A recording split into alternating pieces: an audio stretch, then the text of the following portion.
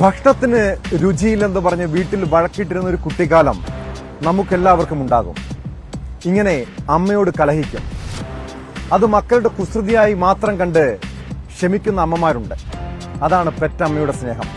പക്ഷേ അമ്മമാരെ വീട്ടിലെ ജോലിക്കാരായി, വേലക്കാരായി മാത്രം കാണുന്ന ചിലരുണ്ട്. അത്തരമൊരു വേദനിപ്പിക്കുന്ന നടുക്കുന്ന വാർത്തയാണ് കൊല്ലം ആയൂരിൽ നിന്നും വന്നത്.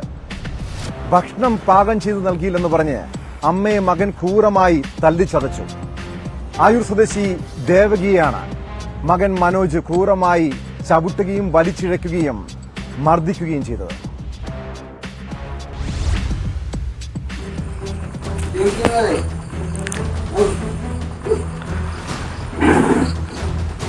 കഴിഞ്ഞ ദിവസം രാത്രിയാണ് ദേവികയെ മകൻ വിനോജ് വിറക് കഷ്ണം ഉപയോഗിച്ച് ക്രൂരമായി മർദ്ദിച്ചത്. ദേവികയുടെ തല ഭിത്തിയിലിടിപ്പിച്ചു, തുടർന്ന് വലിച്ചിഴച്ചു. മർദ്ദനത്തിൽ ദേവികയുടെ വാരിലിനും കൈക്കും തലയ്ക്കും ക്ഷതമേറ്റു.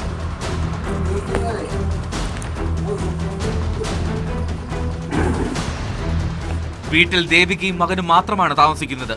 മദ്യലഹരിയിലാണ് മനോജ് മാതാവ് ദേവികയെ മർദ്ദിച്ചത്.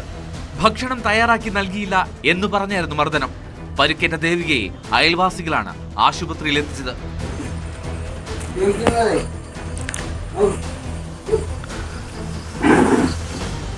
അയൽവാസികളിൽ ഒരാൾ മർദ്ദന ദൃശ്യങ്ങൾ സഹിതം ചടയമംഗലം സ്റ്റേഷനിൽ വിവരമറിയിച്ചതിനെ തുടർന്ന് പോലീസ് സ്ഥലത്തെത്തി മനോജിനെ കസ്റ്റഡിയിലെടുത്തു.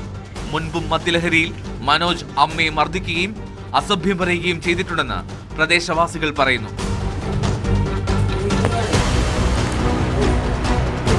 ന്യൂസ് 18 കൊല്ലം.